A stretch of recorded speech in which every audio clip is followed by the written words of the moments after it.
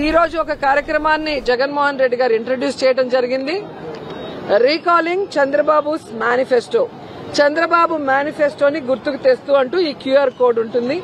దీన్ని వాళ్ళ ఫోన్లో వాళ్ళు ఓపెన్ చేస్తే చంద్రబాబు నాయుడు, పవన్ కళ్యాణ్ గారు ఎన్నికల ముందు ఏం చెప్పారు, 2024లో వాళ్ళ అధికారంలోకి వస్తే జూన్ నుంచే ఏమేమి ఇస్తాము అని వాళ్ళు మాట్లాడారు.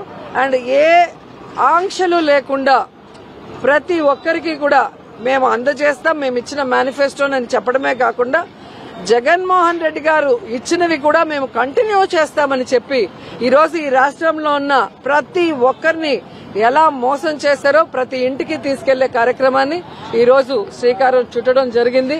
సో దొంగ మాటలు, దొంగ మేనిఫెస్టోలు చూపించి కూటమి ప్రభుత్వం ఎలా అధికారంలోకి వచ్చిందని ఈ రోజుకి కూడా ప్రతి ఒక్కరికి ఆశ్చర్యం. ఈ మధ్య జగన్మోహన్ రెడ్డి గారు రాప్తాడు గాని, పొదలి గాని, తెనాలి గాని, సత్తెనపల్లి వెళ్లినప్పుడు ప్రజల ఆయన మీద ఉన్న అభిమానాన్ని కళ్ళారా చూసిన కేంద్రం వరకు అందరూ కూడా ఇది ఈవీఎంల విజయమే, ఇది కూటమి విజయం కాదు అనేది అర్థం చేసుకున్నారు.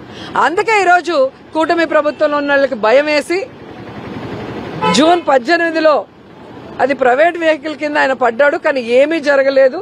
ఆయనకు ఒక సైడ్ కొంచెం స్వల్ప గాయాలైతే 108లో హాస్పిటల్కి పంపించామని చెప్పి యాక్సిడెంట్ చేసిన ప్రైవేట్ కారు నెంబర్ ని డిస్ప్లే చేస్తూ ఆ కార్ని సీజ్ చేయడం కూడా జరిగింది.